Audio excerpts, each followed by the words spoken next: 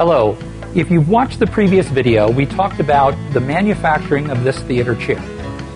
As I described there, we started with the mechanical device, the scissor lift, made by Leggett & Platt. And I really wanted to stress how important it is to use the finest mechanism we can. But as I mentioned at the end of that video, a lot of manufacturers who imitate those lifts or use an inexpensive lift will literally stand that lift on the floor, bolt a couple of side boxes on there and upholster them, stick a back on it, call it a recliner.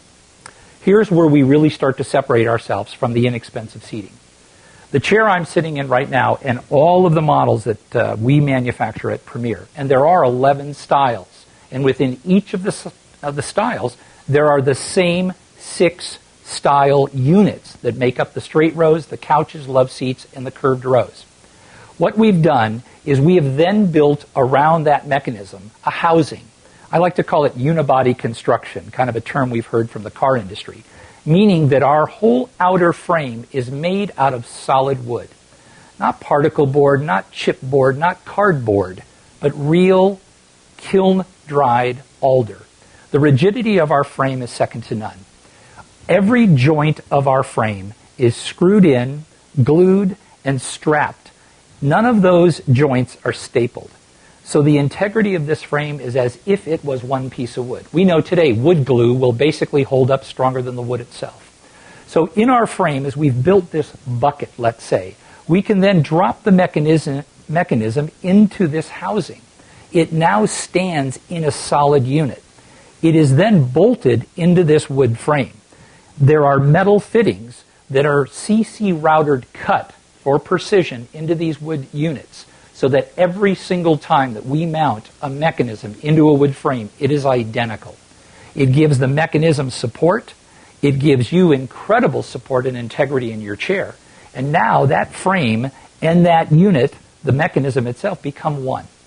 Unbelievable. The strength of our chairs are second to none. Not only do we give a lifetime on the metal mechanism, we give a lifetime on our wood frames.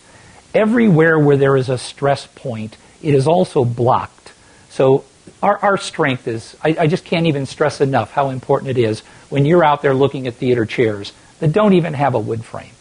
So now that we have this wood frame and we have this scissor lift mechanism bolted in, we pretty much have the makings of what will begin as the skeleton of our chair. And now we're going to move into what do we do with that skeleton and how do we start to upholster that to really add the comfort and style that you'll enjoy for a lifetime. I hope that helped you to see the difference. And again, I think it's real critical as you are shopping around. If you're trying to disseminate why are those 3 chairs the same price as one Premier theater chair.